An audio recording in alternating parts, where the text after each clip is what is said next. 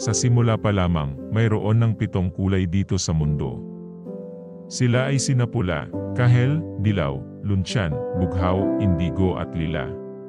Inatasan sila ni Bathala na magbigay ng kulay dito sa mundo, ngunit sa hindi inaasahang pagkakataon, hindi sila magkasundo-sundo. Sinabi ni Bathala na magtulong-tulong at magbigayan sa lahat ng oras sa isa't isa, ngunit hindi nila ito ginagawa. Patuloy silang hindi nagkakasundo sa iba't ibang bagay. Palagi silang nagkakaroon ng kumpetensya sa isa't isa, lalo na sa oras ng kanilang trabaho. Sabi ni Luntian, "Ako ang pinakamaraming nagawa dito, kaya nararapat lamang na ako ang mabigyan ni Bathala ng gantimpala." Ngunit sumagot si Bughaw, "Anong sinasabi mo diyan na ikaw ang maraming nagawa? Hindi hamak na mas marami ang ambag ko kaysa iyo. Tingnan mo na lamang ang karagatan at ang kalangitan, at iyong makikita ang aking pinaghirapan kung kaya ako ang nararapat na mabigyan na sinasabi mong gantimpala." Ngunit hindi pa natapos ang alitan, bagkus ay lalo pa itong lumala dahil nakisali sa usapan ang iba pang mga kulay. Nagpapagalingan sila ng nagpapagalingan. Pasikatan ng pasikatan at walang nagpapatalo. Gusto nilang lahat na mabigyan ng gantimpala, kaya lalong tumindi ang kanilang kumpetensya.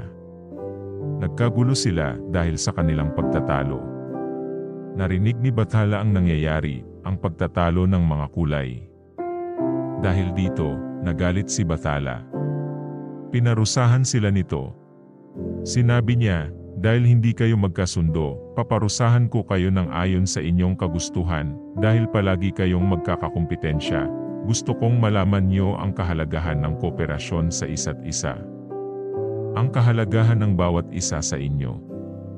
Mula ngayon hanggang sa habang buhay. Gagawin ko kayong isa, upang nang sa gayon, ay maramdaman niyo ang inyong kahalagahan, at kagandahan ng bawat isa sa inyo." Sa pangyayaring iyon, sinasabing si Bathala na kanilang hari ay nahabag. Kung kaya ngayon, ang habag na hari na pinagmulan ng mga ito ay sa paglaoy naging bahaghari, ang 7 kulay ay tinawag na bahaghari. Mapupunan natin ngayon na ang bahaghari ay lumalabas na lamang pagkatapos ng ulan na nangangahulugang pag-iyak ni Bathala. At makikita natin dito ang 7 kulay na naging isa na hanggang sa ngayon ay tinatatawag nating bahaghari. Hanggang dito na lang ang maikling kwento. Maraming salamat po sa panunood.